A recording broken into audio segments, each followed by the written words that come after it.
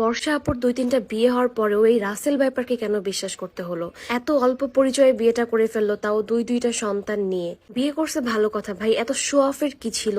জামাই নিয়ে গাড়িতে এইখানে ওইখানে, এত মনে হয় গায়ের উপর উঠে যাচ্ছে এরকম অবস্থা।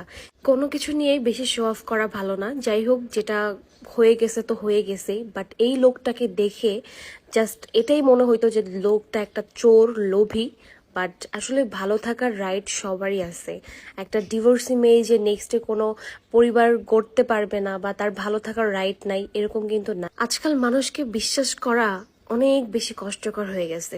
মানুষের মধ্যে মনুষ্যত্ব বোধটা নাই। মানুষ এখন অমানুষের চেয়েও অনেক ভয়ঙ্কর হয়ে গেছে।